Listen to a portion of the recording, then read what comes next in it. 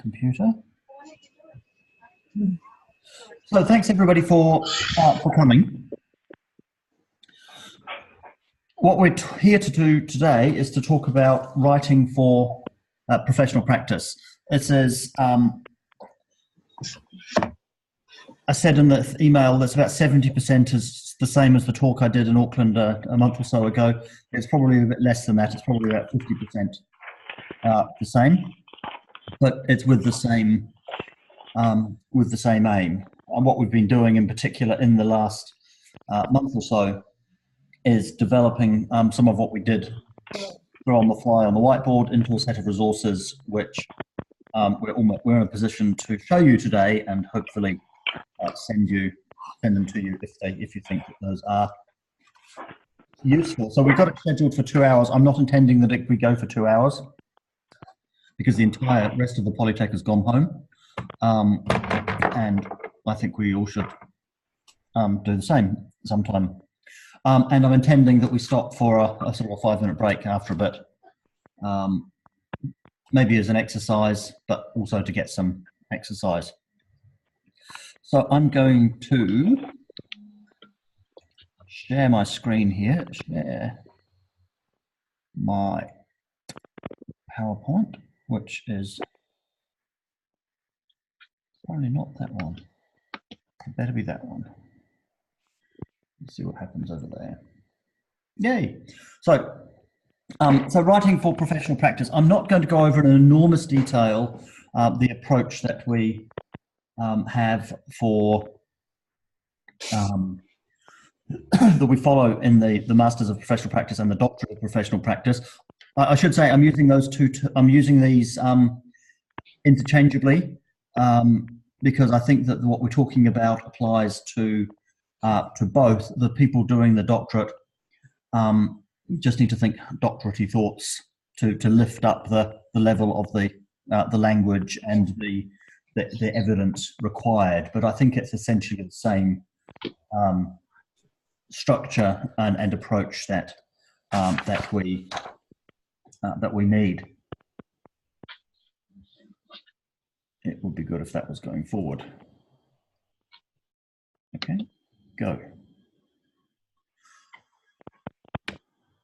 So we all have to, and when I say we, I mean not me, but everybody except me and James have got sometime coming up real soon the requirement and the opportunity to do a significant thing. And that significant thing is to produce a practitioner thesis. And that practitioner thesis comes with an evidence portfolio, which has got the evidence that comes with it. And I'm focusing on the practitioner thesis component of it today. So I'm going to come back to what a practitioner thesis is, but I thought I'd start a bit wider than that. And when I was reading to boys when we were reading to the children, Oliver in particular and I decided that every good book, you can tell how good a book is by whether or not it's got a map at the front. And I assumed that was a quote that someone famous would have said, but I can't find that quote, so I think I must have made it up. So I'm going with this notion of it's really useful, particularly in an adventure story, to have a map. And so I would like to, for the first bit of this talk, liken what you are doing in terms of your writing this practitioner thesis to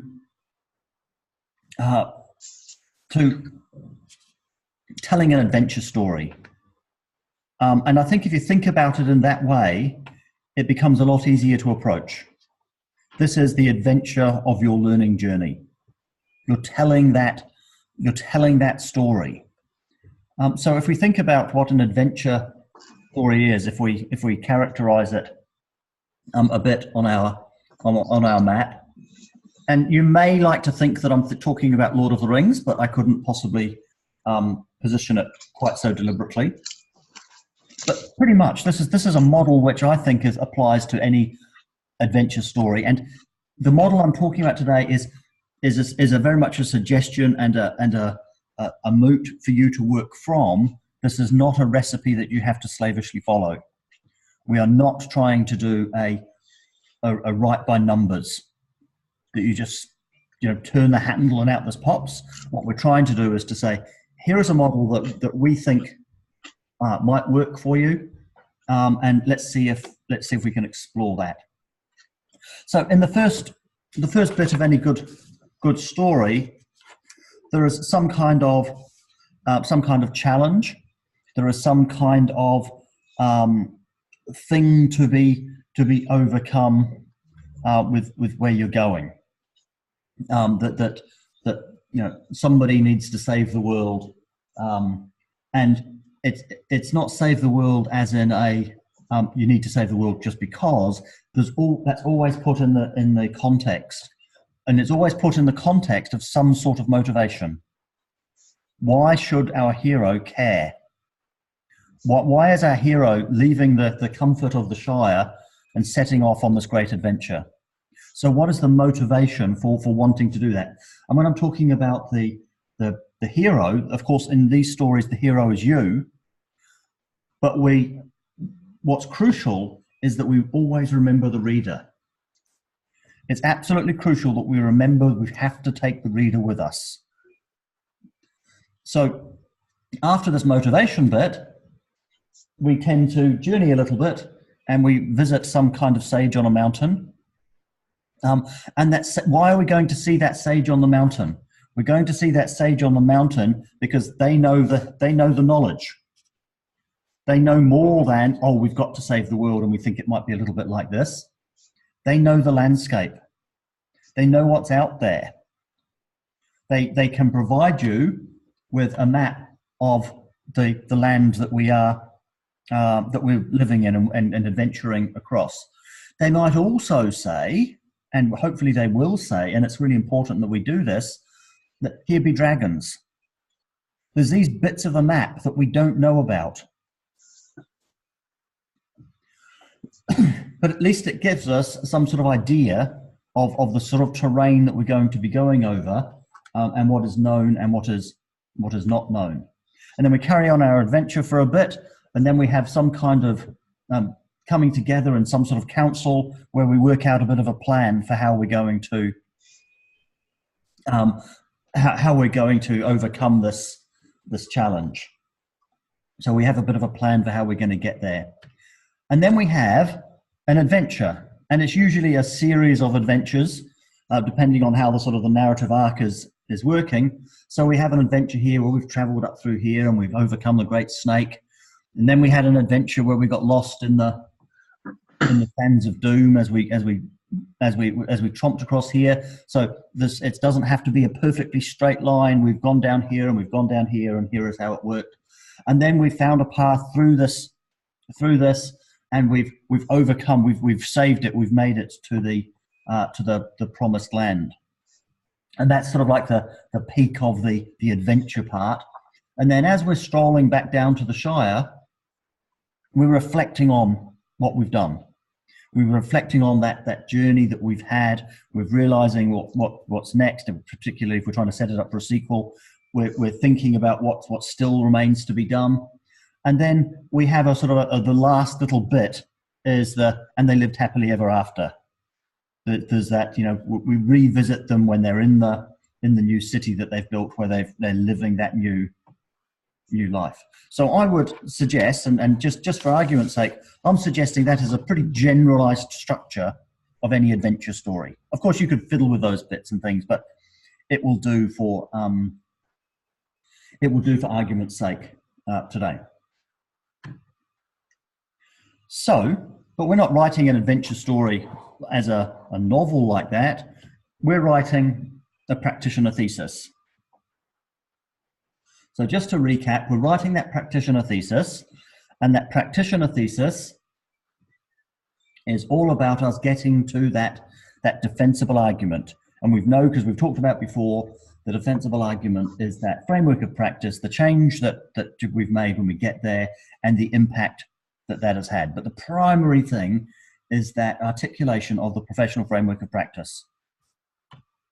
And so the pathway of the whole thing that we've got to get there is the starting with that I am statement, followed up by the I want to be, the aspirational framework of practice, and a project which is the vehicle to get us down that learning journey. That project comes in our work context, and that work context is some kind of organizational change.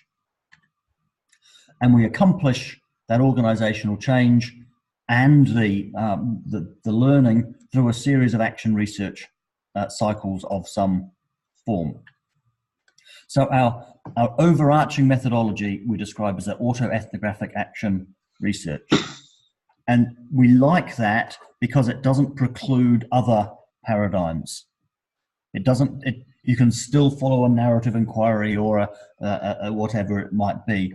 But this describes the overall approach of doing something and explicitly learning from it in those action research cycles.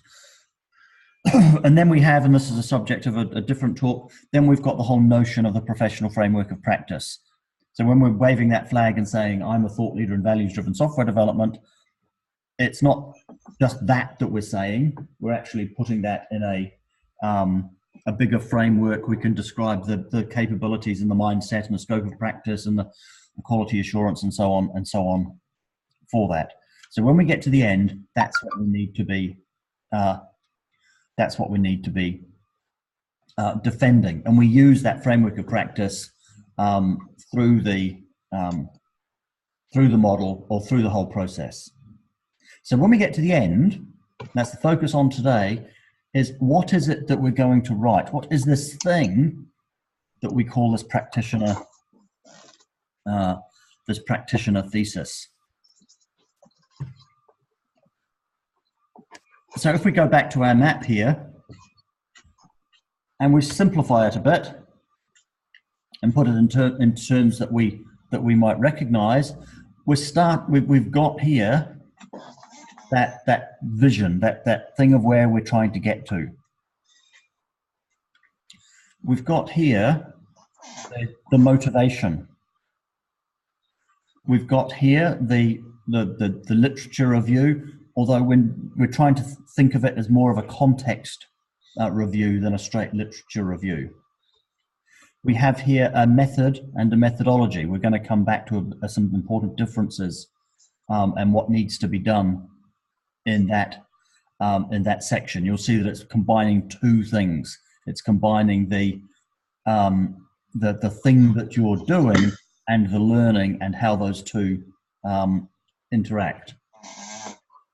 And then we have the adventure part of it, the things that you're doing or have done in your work practice, and how are we going about describing each of those. And then we do a reflection on that part of the journey. And out of that, we can get to the point of concluding something strong that we found. What are the findings from this? What are the models that eventuate, and what are the limitations of that? And I know people struggle with the notion of the limitations. But it actually makes your conclusion stronger if you have actually written the recommendations. If you say 100% of the people that I asked like chocolate, that's an interesting finding. But you don't want them to read back through it and say, hang on, how many people did you ask? Well, actually, it was only one. And who were they? Well, actually, it was me. And that completely invalidates your research. But if you've said, I've done some kind of deep thinking about whether or not I like chocolate, and it turns out that I do, and it's important because of these things, then that is a valid and important finding. Well, maybe not important, but a valid and interesting finding. So stating those limitations actually makes your work stronger, particularly if you're then able to say, and further research should do these things. And then we're summarizing everything in terms of our defensible argument, the summary of that. So there is the structure of our thesis. But it's a bit higgledy-piggledy on there. So what's really important, and this is perhaps the most important bit of the story that we need to get across, or of today, learning from today, is the importance of the structure. Not just the fact that it is structured, but that structure is put together into a really coherent story where we lead our readers through that story. And we refer to that as signposting.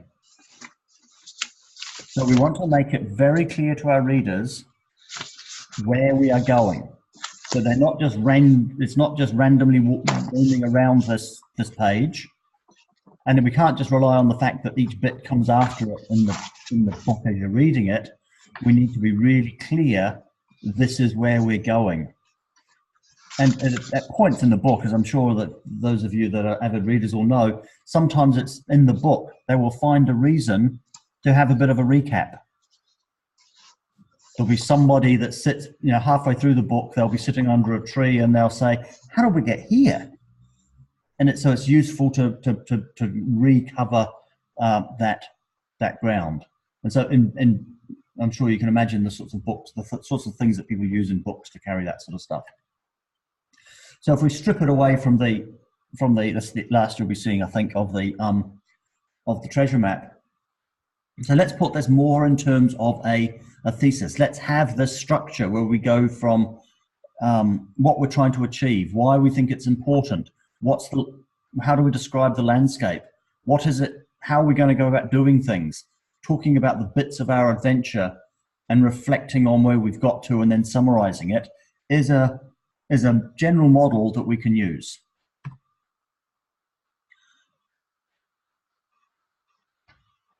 So there's really, I said the most important thing. I think I've got three really important things that we need to remember from that. One of them is the absolute critical importance of signposts. It's really, really important that we take people on our journey with us and we really carefully curate where they're going on that journey. And you make it quite explicit. In this chapter, I will describe how we are going to do this. In the previous chapter, we got to here, but we still don't know how to do this.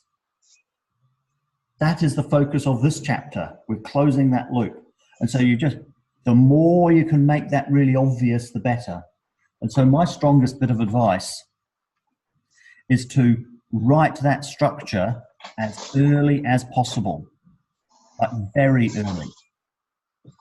You might not end up using the words that you write, but it gives you a really, really clear indication of what you need to include in each chapter, because quite often we find ourselves writing words and we find those words really nice and I really love that paragraph or that sentence is just awesome.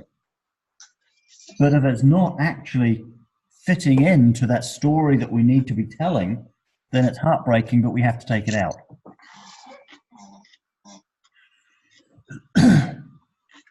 The second thing that we really need to do, I don't know why I chose that picture to represent this, but it seemed like a good idea at the time. We have to find our voice. We have to find the voice that we are going to be using, the way that we're writing, the way that we are explaining things in our thesis.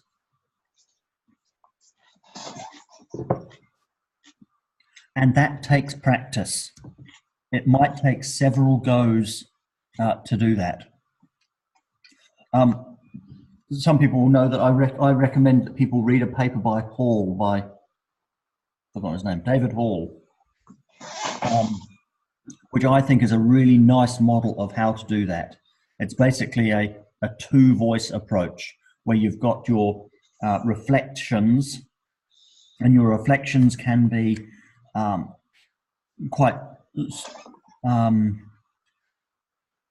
unfiltered. And it's just, you know, I felt miserable today. This was terrible. I had an argument with Bob. Bob was wearing his green shirt again. I wish he wouldn't do that. It doesn't need to be highly academic. And then you quote that with your analytical voice. So it means that you can just get stuff down in terms of the how is it going, but then you're able to step back from that and use your own stuff as your evidence. Well, I describe it as the autoethnographic action research. The other way of considering it is as the cultural anthropology on your own work practice. So you're describing your own work practice, you're reflecting on that work practice, and then in that more analytical voice, you're able to look in on that in a bit of a helicopter view. And then the third really important thing is the absolute focus on this end game, on this end goal. The end goal is the statement of your professional framework of practice and the supporting evidence through the practice change and the impact that has had. So if I don't have a picture of it here, but one way of thinking about that is to think, you know, start here. Absolutely start at the end and write that end paragraph, because you can write it now. All of you are at the stage where you can write the end paragraph of your thesis right now. For some of you, it'll be quite a lot of made up. And for others of you that are further down, you'll have that more securely known what that's going to be. But you can have a shot at writing that. And I think that's one of the things you need to do as early as possible. Now, another bit of the thing that's on this, the stuff over on the right-hand side here, is the defensible argument. So while our practitioner thesis doesn't have a strict format, I'm showing you one option for how you do that today. What is strict is that you have to be able to defend it. What does that mean?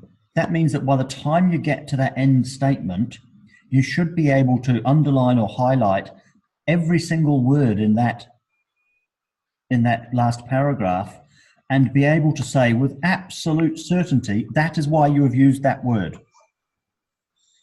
I've used that word. I've used the word, I'm just one I'm going to use in a minute.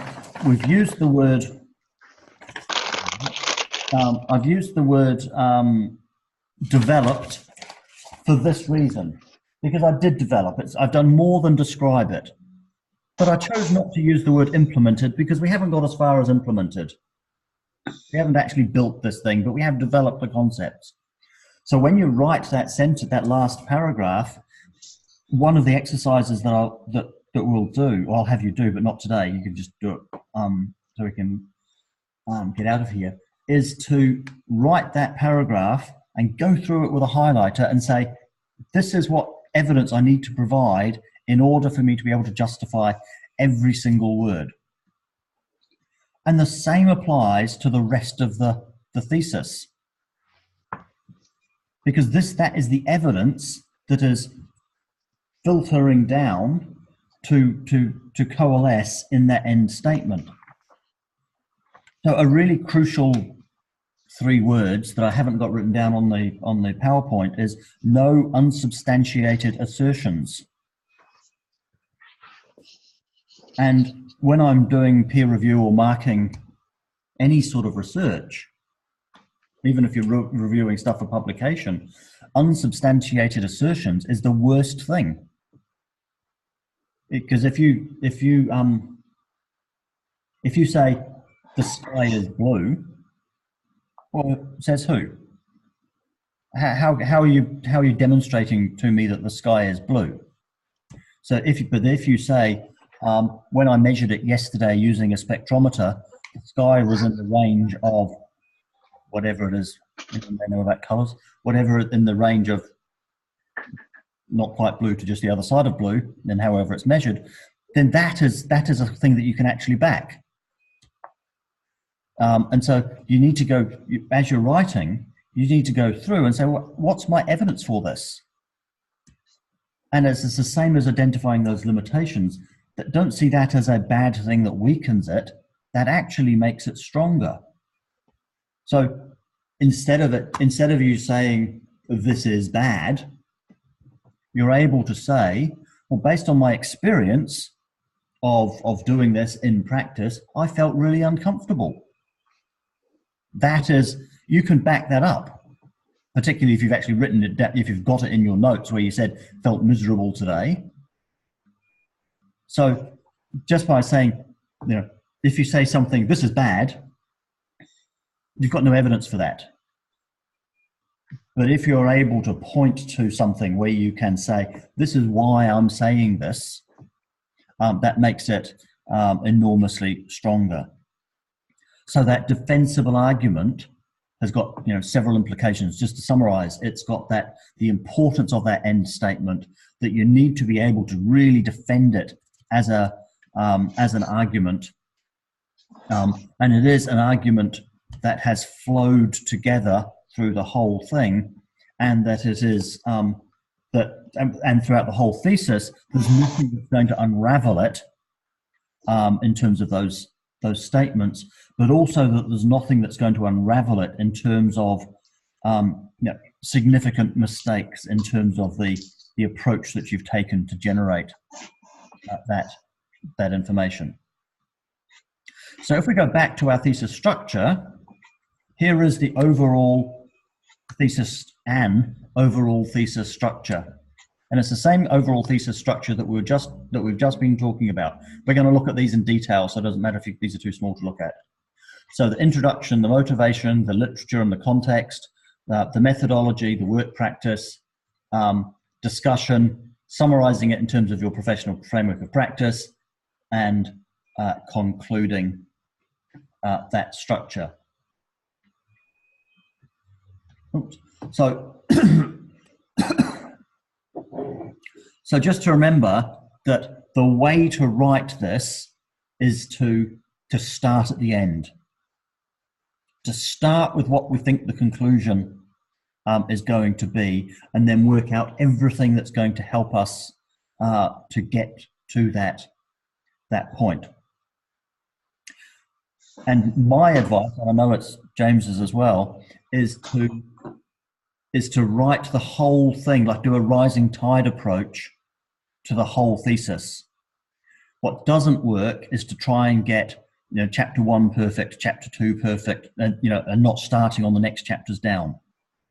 What does work is to do the overall structure of the whole thing, and then some headings, and then flesh out all the way through and try and bring the whole thing up at the same time, but then if at all possible, to be spitting out completed chapters. And I know that's a bit of a contradiction along the way.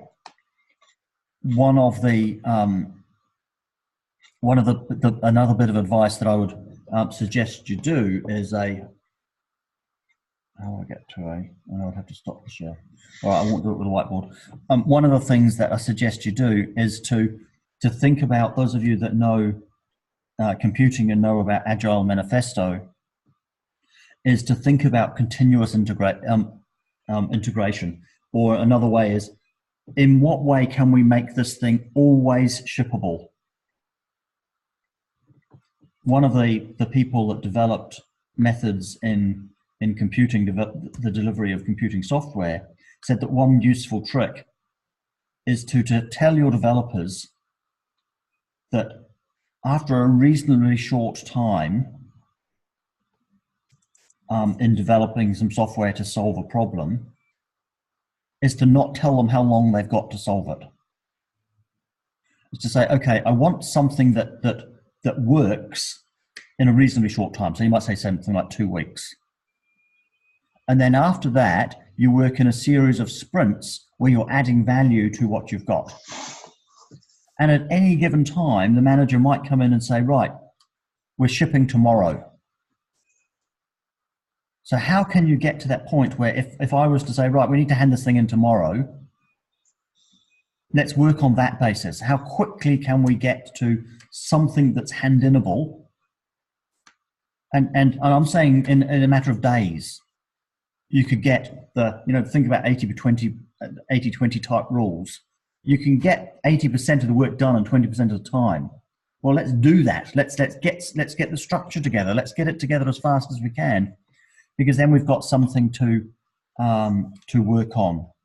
And the big reason for doing that is that we can get it out and we can get people to comment on it, not just me and James and whoever else, but we can get the people in the profession to comment on it. We can get these things in active use and get the feedback on that.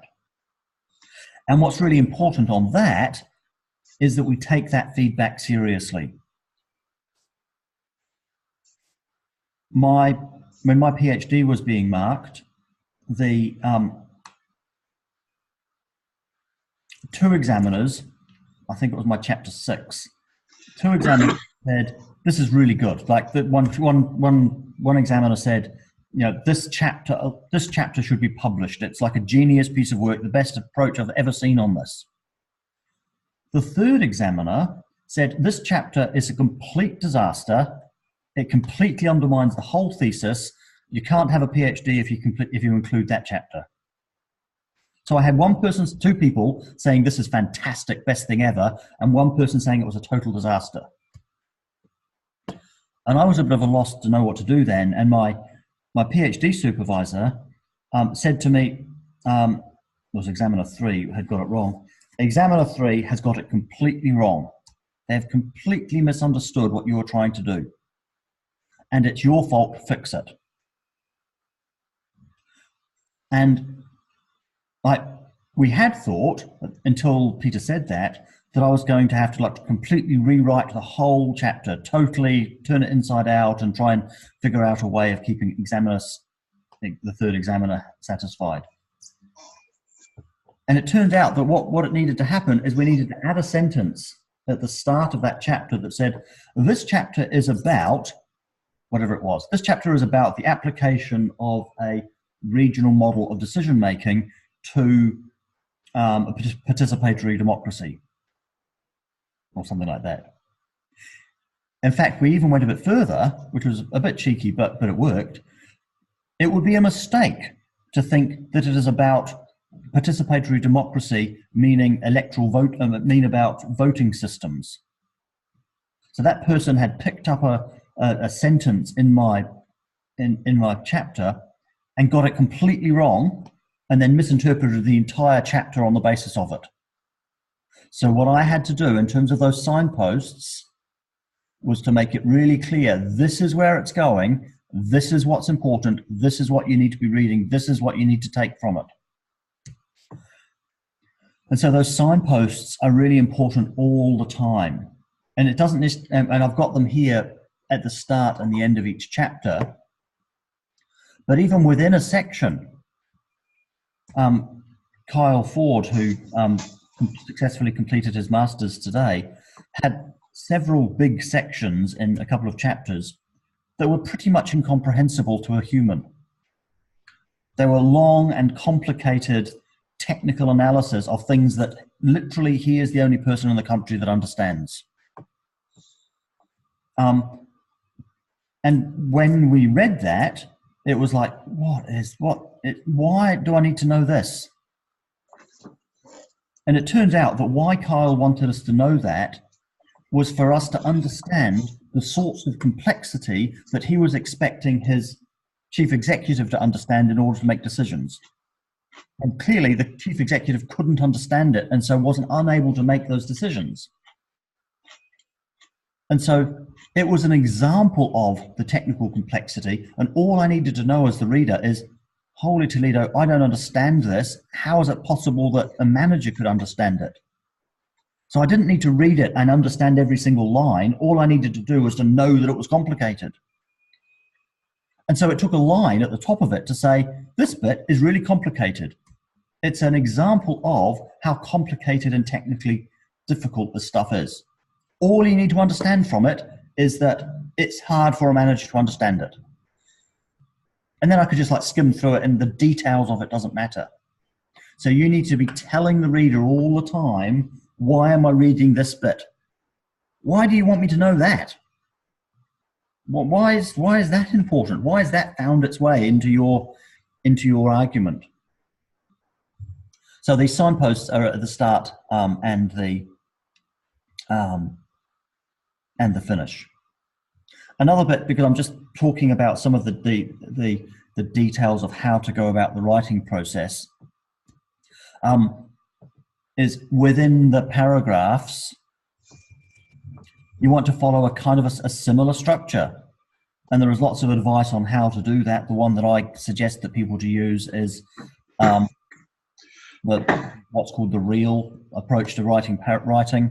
For each paragraph, you have the point, the evidence, the relevance, and the link it to the next bit, and only one point. If you start talking about something else, then break it into another paragraph.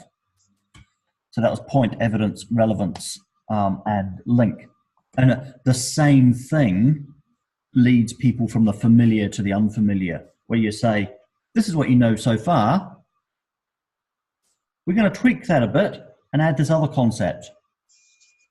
And then we're going to apply it like this. And so that's taken it from what they already know to twisting it to the unfamiliar. So let's talk about this. Let's talk about the structure that we have here. So we've talked about the structure, the introduction, motivation, and so on, structure. And we're remembering that it's all about getting us to this end point. The whole purpose of it is to get us to the end point. So the introduction. Oh, I should say the icons and things that we're using today pretty much align. There's one that's not right, and that's the this magnifying glass. They align with the images that are on the practitioner research canvas and the framework of practice canvas. We've used that microscope, the magnifying glass, for a couple of things, but here we're using it as reflection. So in the introduction chapter, it's basically summarizing what each of the chapters that are coming up are going to say. So this is the headings for the chapter. What I haven't got considered here is the executive summary or the abstract. And the reason I haven't included the executive summary or the abstract is this is one of the mistakes that people make, that they think that the executive summary or the abstract is actually the introduction. And they're not. You need to be able to read the whole document totally independently of the abstract or the executive summary. We can talk at some other time about how to write an abstract, but in terms of the overall structure of the flow of your argument, they're both irrelevant, so I've missed them out. So motivation. So sorry, in the introduction, you're going to open up with this is where we've got to. This is my argument. This is the thing I'm defending. In this thesis, I'm going to tell you that I have become an expert. I have become a thought leader in values-driven software development. Boom. I'm not sure if they use this line elsewhere in the world, but certainly it's used a lot in New Zealand schools. How to write an essay. Tell them what you're going to say. Say it. Say it again. Tell them you've said it. Conclude by saying it again. So it's not like a murder mystery where you want a big surprise when you get to page 700. This is what the thing is. Then in the rest of it, you can still have that evolving journey. But we need to start with this is the thing. In this thesis, I'm going to convince you that there is such a job as a values-driven software developer. So then there's the motivation. And this chapter is really saying, who cares? Why should I care as a reader that you think it's important enough to become a values-driven software engineer or whatever it is? And so so you can bring quite a lot of your review of learning into this. That review of learning, which is your stake in the sand of saying, here is where I am. And you'll see here that you're saying, here is where I am, but it's a was by the time we get there. Or I want to be a, yep. If we use parts of the learning agreement, can we actually take chunks of the learning agreement into that? And if so, do we have to then reference ourselves? You don't have to reference yourself, but it would be useful to show where it's come from. So I would strongly suggest that you do include the learning agreement and the review of learning. But what I would do is use that whole paper, that two-voice approach to bring it in. Yep. So you say, when I wrote this, my feeling was that I wanted to become the change agent, and I described it in these ways. And so it highlights where you were at that point of the journey. Okay, perfect. Thank you. And so there has to be a better way. That's the organizational change. So you need to be sort of doing that summary of how do we get to here, both personally and in terms of your organization or your profession or whatever it is. And link that to both your personal journey and the work journey. And those two come together in terms of the motivation for why did you want to do this? And as a reader, why should I care that you've done it? And then there is the literature and the context. And we've agonized a bit about this chapter, because one of the approaches is to just spread this everywhere. And we do in fact want to make sure that one of the important things about the entire thing that you're doing is that notion of the rigorous curiosity. And that should come across everywhere. So if you hear about a new term, if you decide that what you're writing about, you like these things, these agile methods that people are talking about, then you need to go and make really sure that you know about what happened in Snowbird, which is where the agile came from. And what were those people dealing with, and where did it come from? What were they doing before that? If you're writing about biology, you need to make sure you know who Darwin is, whatever the equivalent is. Well, I want you to give us a quick talk about your one. About my learning agreement, or about about your literature review? My literature review, I really was inspired by an image that I found by an artist called Adrian Smith, who made this beautiful picture of a really gnarly old giant with a dwarf on his shoulders. And about the same time, I came across a quote from Sir Isaac Newton, where he said, Bernard of Chartres, sorry, it's fallen out of my head. I didn't expect to talk about it. Bernard of Chartres. There's a picture, Laura. There it is. That's my picture. Can you guys see that on Sam's?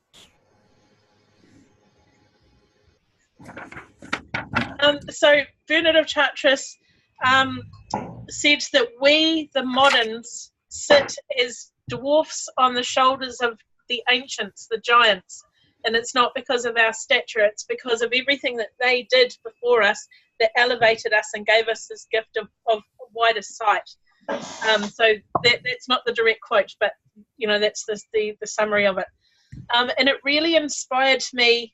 And then I thought, how amazing would it be to sit on the shoulders of Marcuse as the dwarf, sitting in his shoulders, the giant shoulders, and going for a walk and actually talking about the work.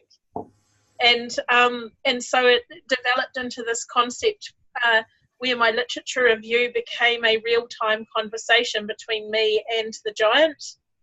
So I wrote it as an actual conversation and drew their part of the conversation from the literature.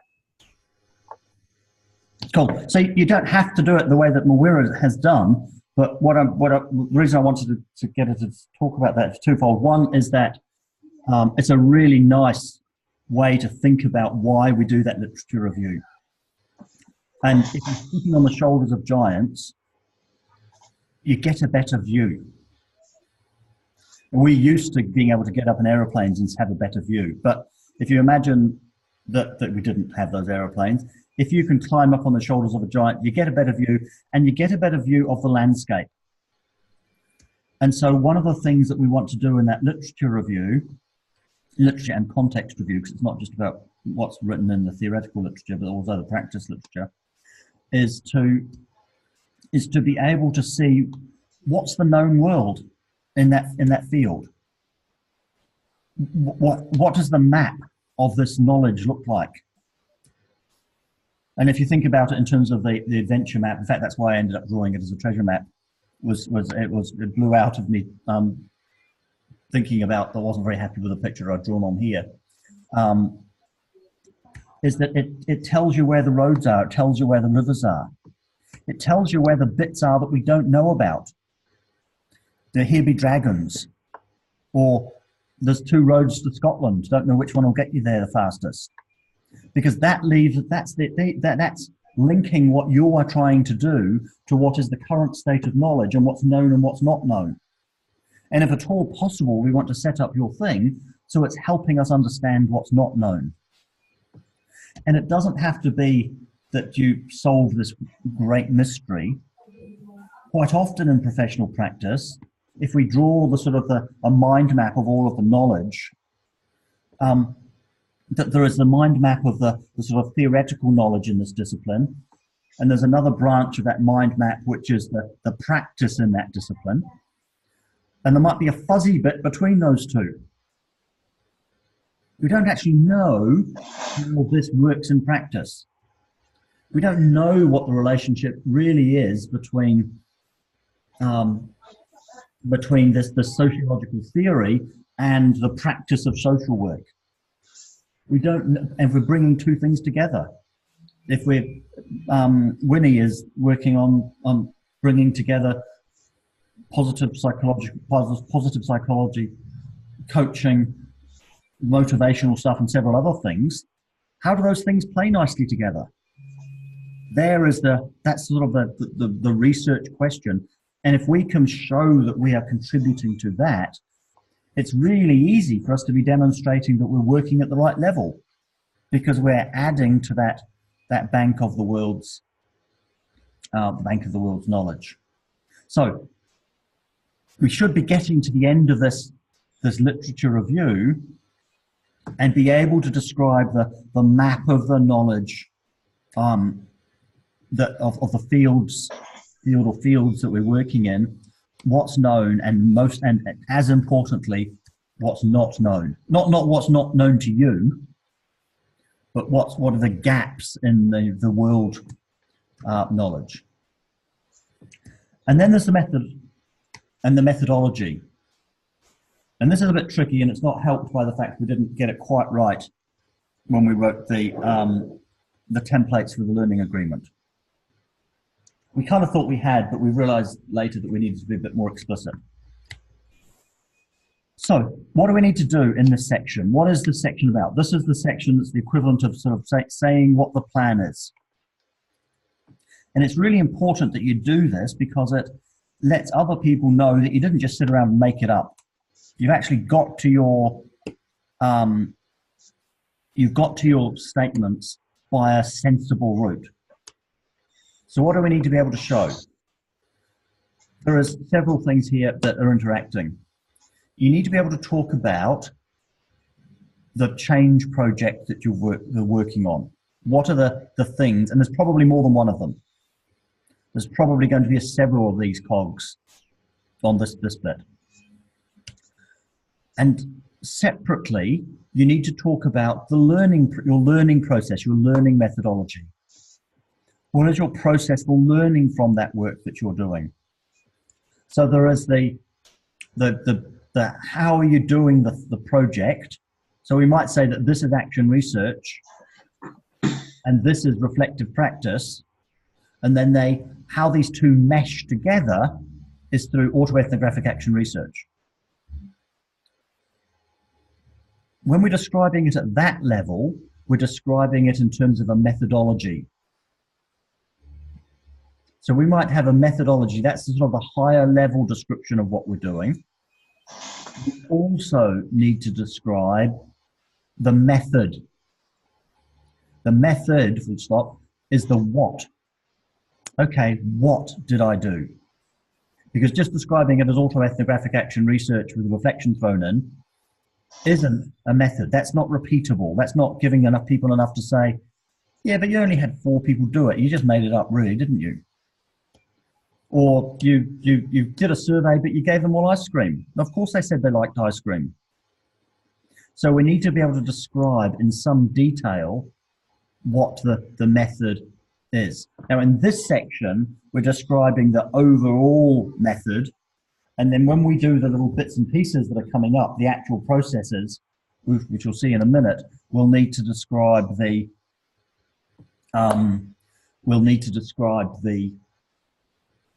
method for each of the components. So this plus this gives us this project that we're doing. So we need to describe how we are doing that. We need to bear in mind that we need to do both the methodology and the method. And then these are a bit small because I drew them tall. And then there is however many it takes of the actual work practice that we're doing. And for most people, this comes down to 4-ish.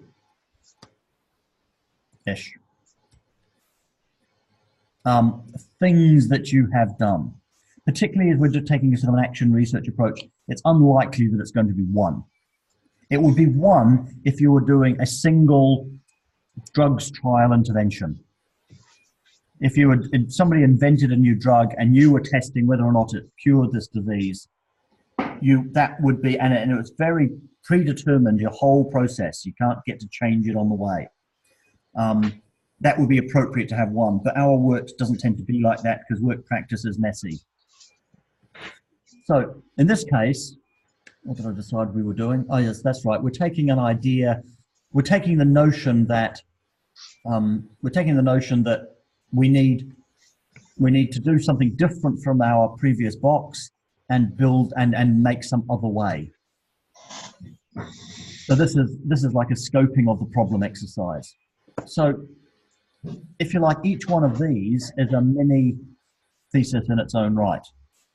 So it's got a very similar structure: motivation, the literature, the alternatives that you might be following, the method that you've actually done, and then describe the things that you've actually done as you go through. So here we are doing some sort of, I held a workshop trying to understand what the ideas were. That got down to 2 strong ideas. So then we did a survey of the users and it came back with this idea. And so we proposed a star and everybody agreed that a star was a good idea. And that will generate artifacts. Now, for some people, those artifacts might be quite small. For other people, that might be, well, I've written a novel. You'd have actually done something really big, is that artifact. It might be that if you're an engineer, I've built a bridge. Might be the artifact that you've built. But it's also the things like the reports. We also want to be capturing things like the emails that you wrote in doing that. One of the chapters in the work that Kyle presented today, really, in fact, one of the chapters was pretty much just his emails. Because what he was trying to do in that chapter was to talk about the political maneuvering that he had to do in order to get this thing done. So he used the emails to tell the story. So that kind of ephemera is also the artifacts. And in this case, it's produced the idea of a star. And then we can do a bit of a summary of that, bit of a review of that, the limitations of that, how that's gone towards generating a new model, how that's gone towards us, how is that adding to our framework of practice, and then the signpost. And so that would be a chapter where we describe that section. Then with the next section, which we've got here, we'll skip through it. So we've got the motivation, the literature, the alternatives, the method. Oh, and here we're trying to decide what colour our star is going to be. So we're doing a series of little experiments and little activities showing people different colours. They decide that yellow's nice. We do a prototype, make a yellow one, and they're happy. What's my smiley face? And the artifacts, we've decided it's a yellow star. Then there might be other chapters in which we work out how to build our star. And then another chapter in which we actually build our star. So it's as many chapters as it takes that lines up with the work that you're doing, that you're describing what you're doing and reflecting on it. And we've had some discussion about whether just discussion is the right word for this, but I'm sticking with it. So then what we need to do is to review that process. So here are the things that we've just been talking about. We need to look at that in terms of, the,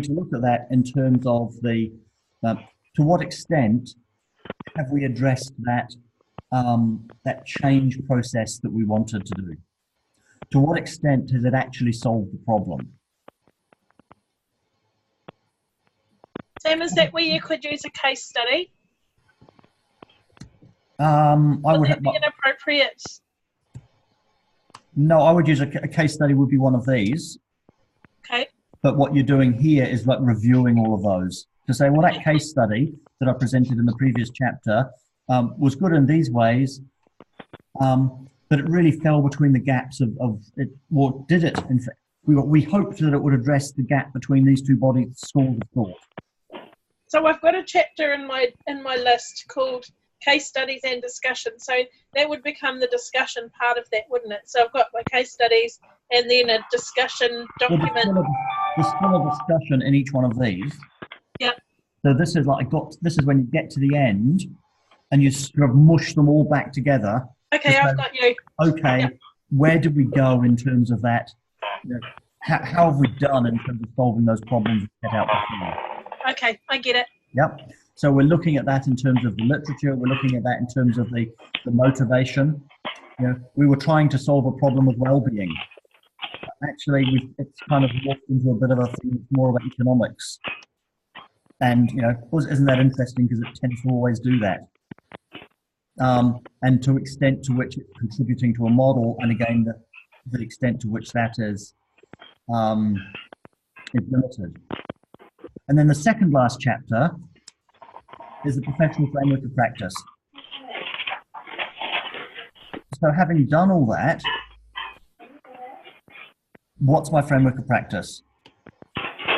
I set out that I wanted to describe myself as a values-driven software developer.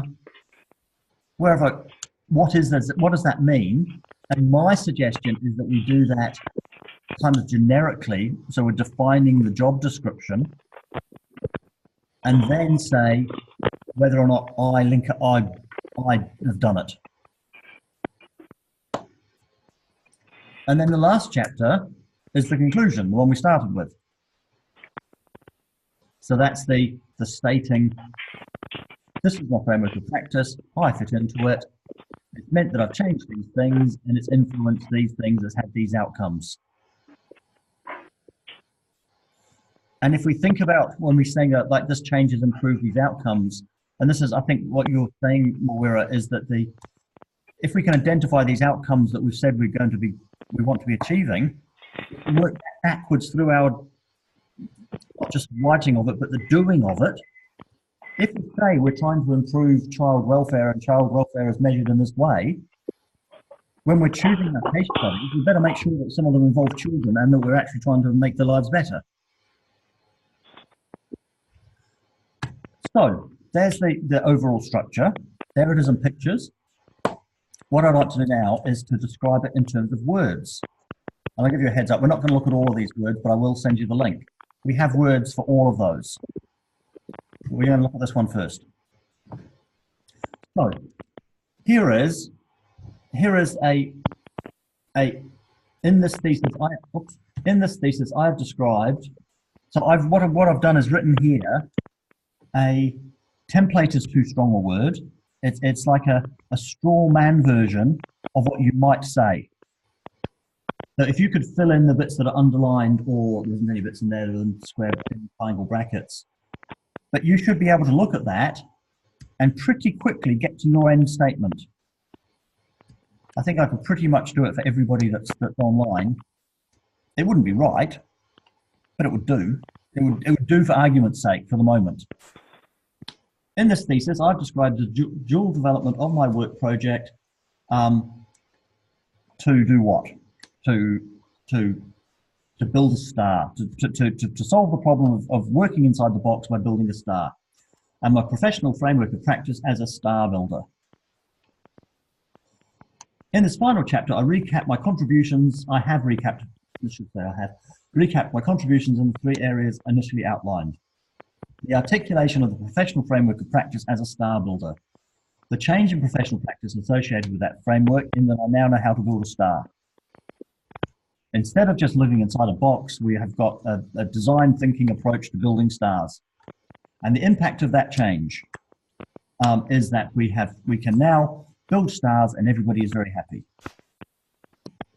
For each, I've placed the findings in the context of the established literature, what that might be. So in the established literature of the field of shape building, and the shape ideas and practice of shape building, and I reflect on my personal learnings from that. I thought I was going to be a circle builder, turns out I'm a star builder. That is really cool. So you can write that right now for all of you. Yep.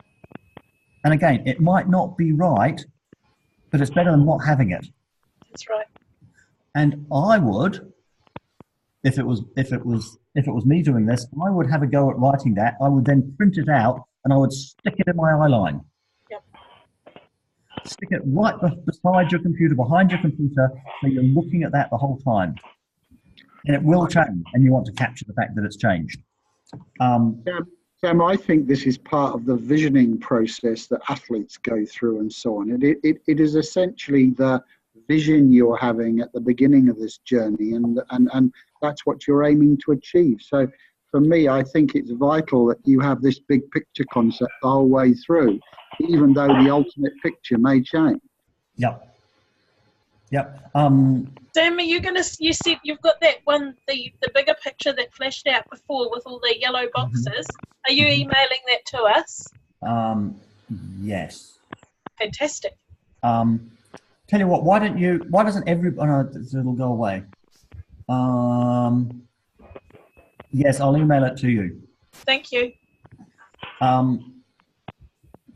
A number of my students have got that, Sam. Yeah. I hope they have. So that's the one. So this is the one. So so what this has got is it's got the opening and the closing paragraph of every chapter. And I really, really don't want to see exactly these words come back to me. Oh. But I find it's much easier to edit and say, well, no, that's not what I'm doing, than to sit looking at a blank piece of paper. And so we could go through this. In fact, if I click on this, it should open up in this. No, don't put it over there. Put it over there.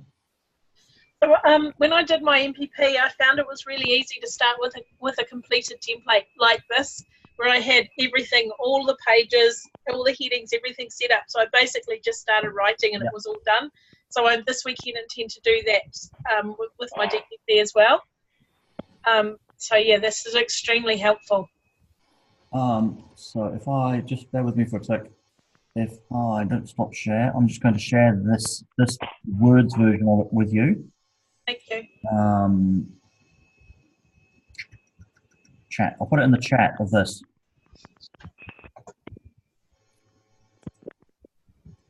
New chat. I think that will appear there.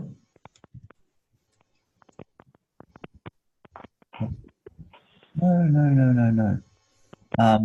No, that's not working. Back to meeting. Back to meeting, come on. Oh, I've broken it. Meeting controls. I shall send you this link. It doesn't want to share with me. I don't know why. But I'll just nip through what it says on here. In fact, I'll swap back to that version that's on here. Can you see that version? The version on the document? We see it. Yeah. So we've got written here in an editable form. It's ever so slightly different to the one on the picture because we edited it a little bit as we put it on the picture. Can we work through some of those? Let's make it a little bit bigger.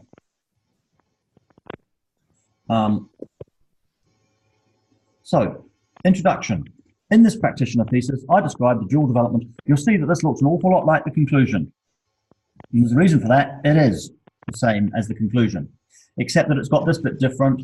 It says it says what the rest of the introduction does. In the rest of the introduction, you're going to have chapter summaries. I start by laying out the flow of the practitioner thesis, first describing my motivations for the work, the context, and so you're going to say that and then summarize each chapter in the introduction. It's letting people know where you're going. And also end the chapter with a summary, which is not exactly the same as the start, but it says what you have done. And the trick is linking between these chapters. So motivation. In this chapter, I've described what motivated me. I described what motivated me to undertake this work. This is informed by the reflection on my personal background and experiences as a whatever it is you do. It is written in the present but informed by my writings at the start of this journey. That's what Maura asked about. Can you include your review of learning? Absolutely, that's the intention. It describes my learning journey and concludes with a review of whatever the change opportunity is, and the initial and aspirational framework of practice. So what you were at the start and what you thought you were going to turn into.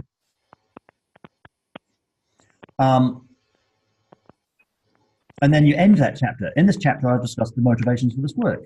It has explored the background to the work, personally, professionally, and organizationally. An opportunity is identified to develop whatever it is that you're trying to change at work and embody that in however you're going to actually change it. That will benefit people beyond my specific work context. So how is that adding to the bigger picture? In doing so, this will establish the role of whatever the new framework of practice is, which I will articulate in my new professional framework of practice. I'm just trying to get to the linking bit. In the previous chapter, I described my experience and led to the realization that something could be improved. In this chapter, I explore this from the theoretical and wider practice context. So it's linking those chapters. It's taking us on that journey. It's saying, I got you to this position. In this chapter, we're going to do this next bit. So if we go for this one here, in this previous chapter, I explored the theoretical and practical basis of that. Remind us what the field is. Well, the field is well known. There are significant gaps of knowledge at the point where whatever those PB Dragons parts are. This motivation chapter, or the motivation chapter before, described how my work practice developed something. So in this chapter, what we're describing is how we address those gaps, how we address those motivational needs to come together to build something new.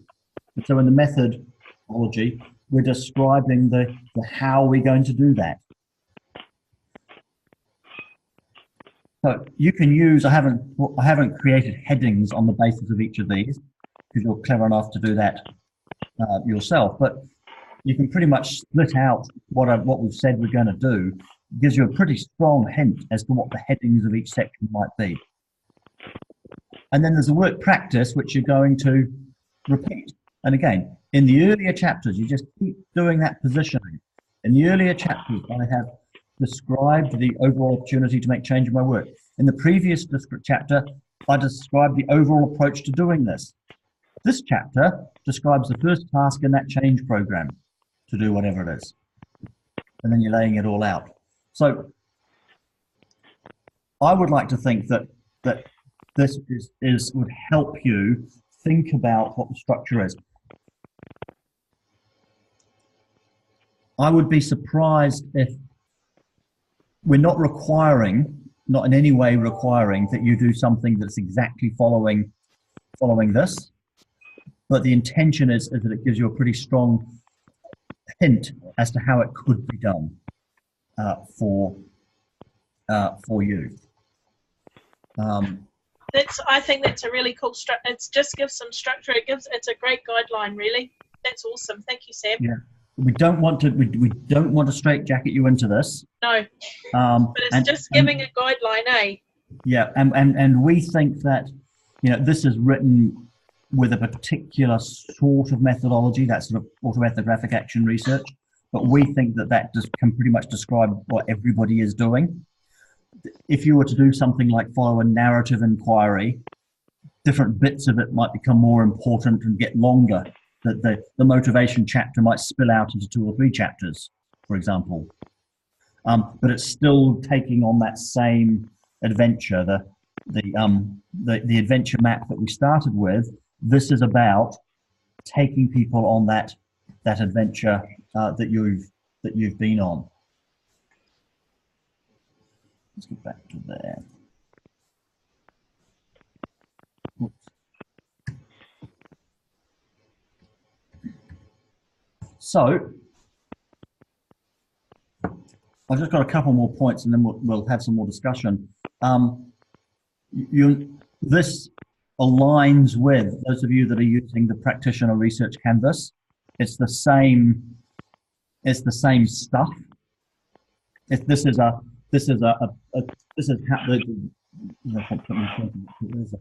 the how we might go about doing that research.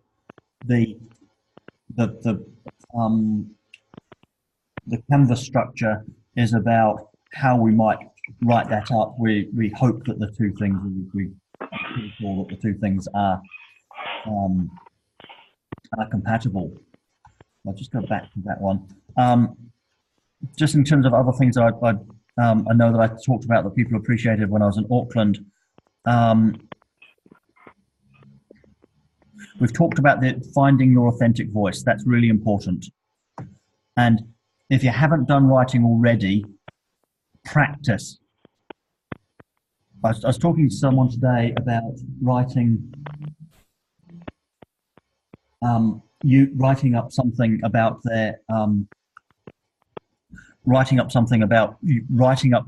something, doesn't matter what it is, using that authentic voice and finding the voice that works for you to do that. These things here, these signposts are really clunky in how they've been written, but it turned out to be quite clunky to write them in that kind of generic way.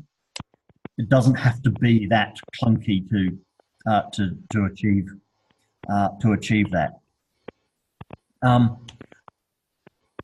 Those of you that I'm not mentoring, those of you that I do mentor will probably know that the 3 things that I would suggest that people look up that are vaguely related to what they're doing. One of them is the Agile Manifesto, to be thinking about how can your work do those sorts of things. How can you adopt continuous integration and so on as part of your work? So if anybody that I'm mentoring will know that I'm pestering for not just writing a chapter for the sake of it, but let's write a chapter and publish it. Let's write a chapter and it actually do something useful. I'm a strong believer in getting to the end and having it pretty much written. What doesn't work is getting to the end with an enormous pile of reflection and then starting to write it up. I don't want anybody that I've spoken to get to that point. It is hideous. It doesn't work. It does people in. And I can tell you about the people that it's done in the last year or so that have ignored my advice about writing up as they go and waited to the end and then tried to write it up. You'll end up with huge piles of reflection and no idea where to start. Please don't do it. Think about that. What would happen if I handed in tomorrow? And then always be adding value to it. Another thing that I'd suggest that people go and look at is the Cult of Done. D-O-N-E.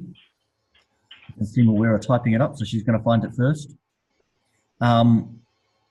And it does the same. It does the same sort of thing as the Agile Manifesto. It's about, don't apologize for it. Do it as if it's finished. So there is no draft stage. It is just, it's written up as a useful thing. And I suggest you go and have a look at that. That doesn't mean it has to be perfect. In fact, it says we sneer at perfection or something like that, it says in it. But it's written up in a purpose. I've written it in this way so that I can get it to these people to review it as soon as possible. This is so good. Do you want to read bits of it to us? I will. So the Cult of Being Done Manifesto by Bree Pettis and Keo Stark. There are 3 states of being: not knowing, action, and completion.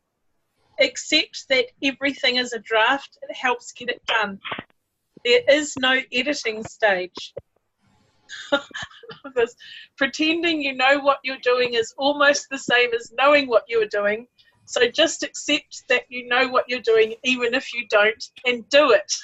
I love that. I'm going to post it. Actually, I'll post it in the chat because there are a few different points there. You should all read it. This is awesome. Cool. And the last one that I'd suggest you have a look at is, it's a kid's book.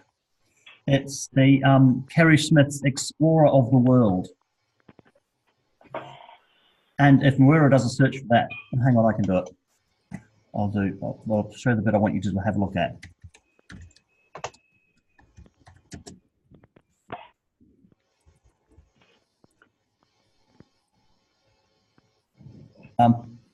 How to be an Explorer of the World Portable Life Museum.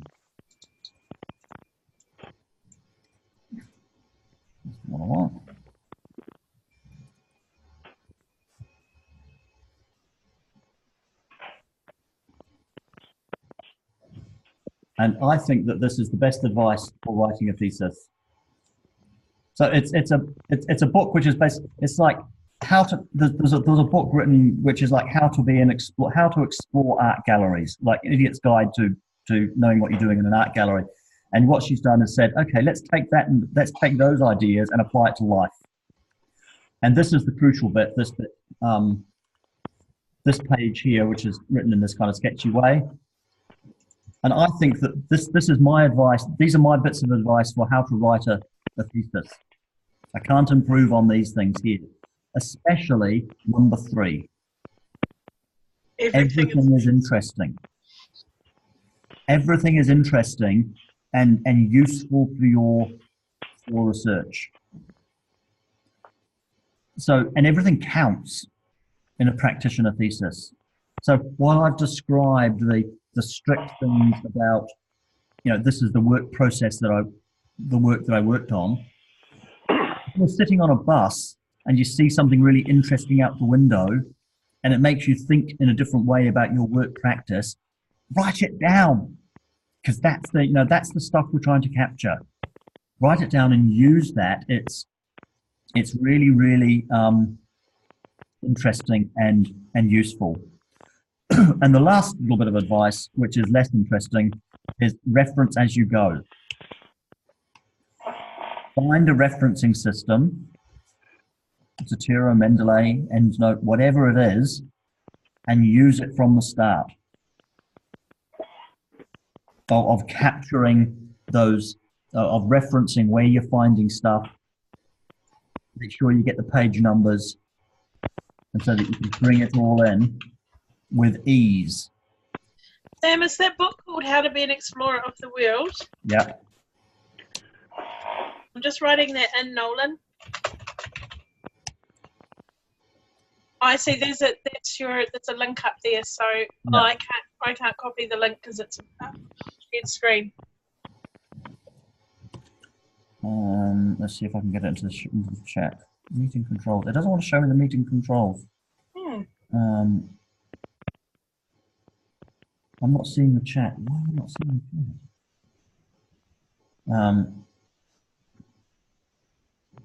It's not hard. Just do a search for how to be. Loveforlife.com. It's a children's book. but I think that as bits of advice, it's hard to beat. You pop those of you that have bought things for books for children will have noticed that she wrote things like please steal this book or please deface this journal. You would have seen it in bookshops, so it's in that series. But I think it's a difficult one to go past that as a message for how to go about writing it. So structure. I was going to say the three key things are structure, structure, and structure, but it really annoys me when people do that, so I'm not going to do that. It's signposting, voice, and your defensible argument. So I was going to stop for a break, but we might as well just carry on and then stop. But I'm finished. How did that just get there?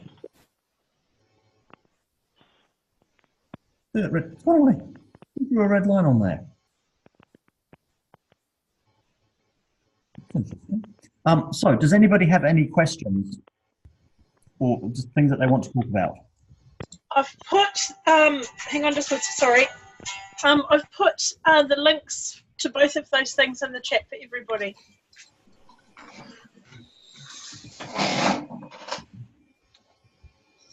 Well, if I send you the link to the words, and you can put them there. For some reason, it won't let me see the chat.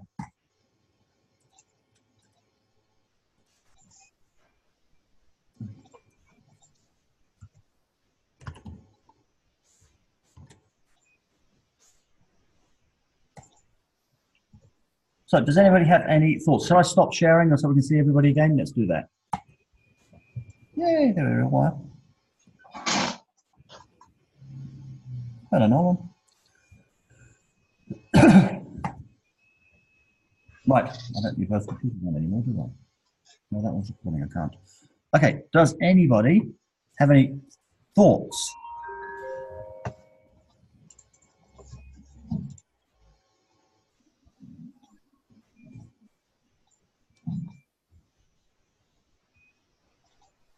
No?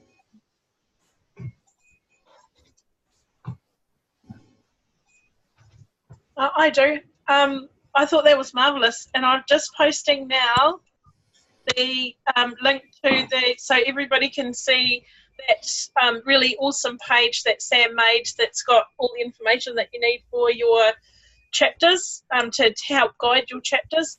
Is now there's a Google Docs link in the bottom of the chat. I found that was really helpful, Sam. Cool. Even just from a because it just sometimes you just need something to just make sure that you're staying on track, especially if you've got a brain like mine where it's really hard to stay on track. It just helps to keep everything structured and moving in the right direction. And also it gives us as learners the opportunity to share where we're at in our thinking with you, so you can make sure that we're on the right track as well. That's hugely valuable. Yeah, I can't stress that strongly enough, is the importance of writing stuff early. Yeah. And sending it when it's a barely coherent draft. Yeah. Going from agile being how much documentation should you write, barely sufficient. As soon as you've got something that resembles a list of chapter headings, let's have a look at it. Let's share that. Let's get as many people looking at that as we can. Yeah. As soon as we've got where we think that end conclusion statement might be, and as I say, I bet from pretty much everybody here, I could make them up now for you. So as soon as you've written that, let's air that. Let's get that thought about and see. Oh yeah, actually that would be an important thing. If that's what we're going to stand up and say, that would be interesting and useful. Yeah. And also we might be able to look at it and say, but I'm not sure how that bit would work. Yeah, the chat window's just popped up. Cool. I'm about to send. Let me do an attachment.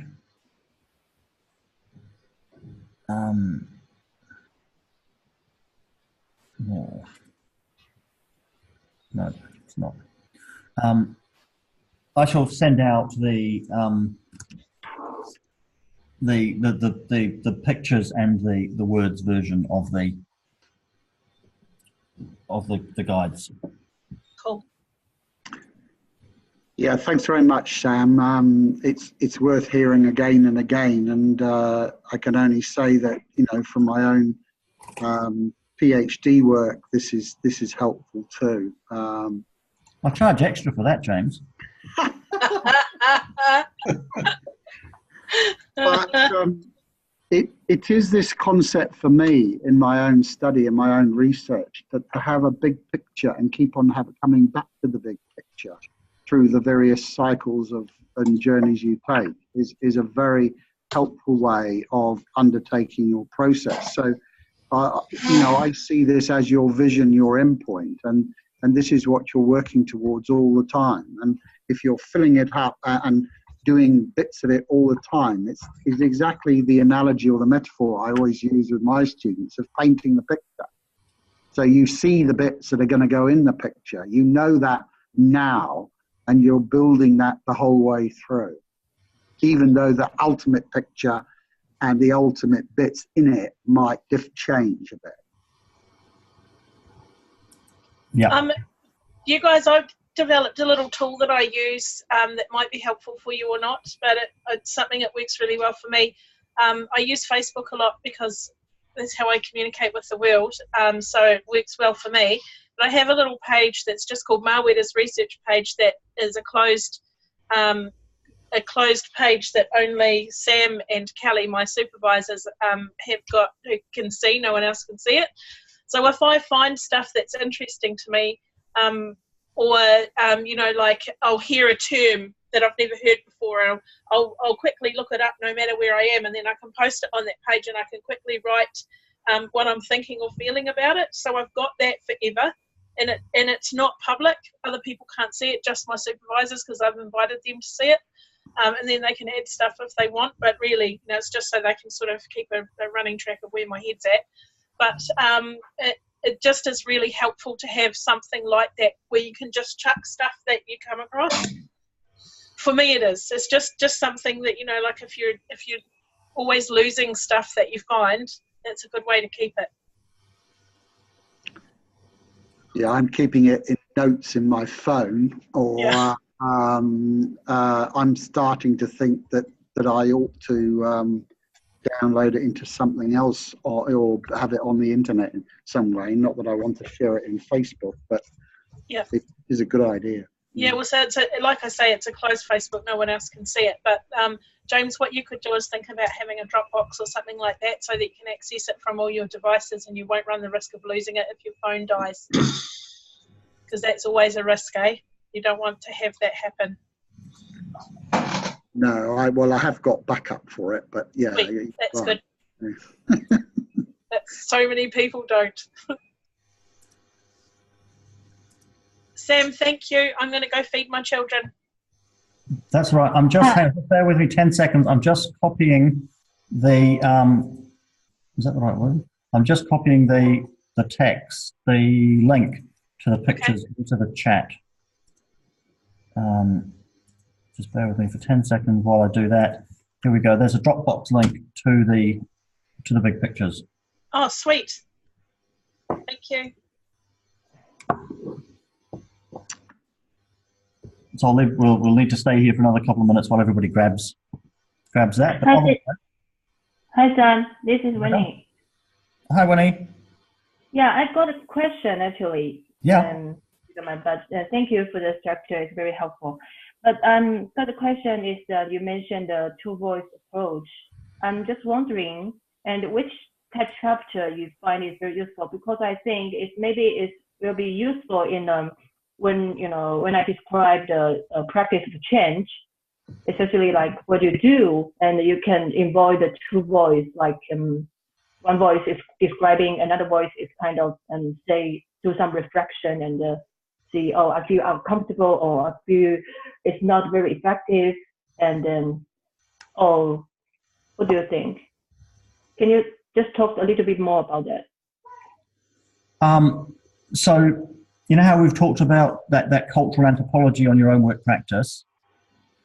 So if you were to be getting other people to be writing down their reflections of their experiences, you would then be quoting them in indented quotes in your writing. It's really interesting that Bob talks about his frustrations with his neighbours. Bob says, whatever it is he says.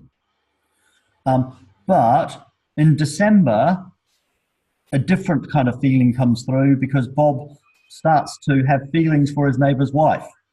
No, I won't go down that line. Quote, quote, quote.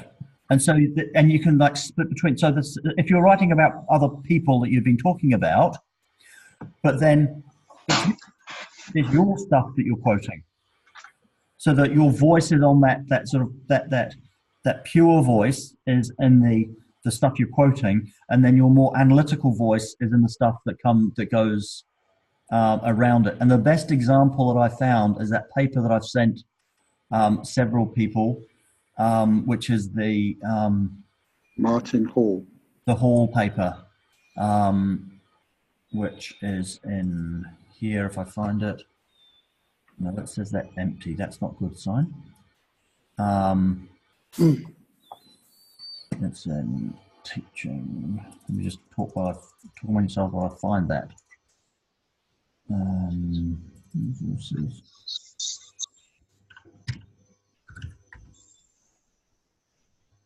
No, it doesn't want to show me. But I've sent most people that Hall paper or James, can you send the other people that don't have it the Hall paper? Sure. I mean, if any want to write to me and ask for it, I've got it.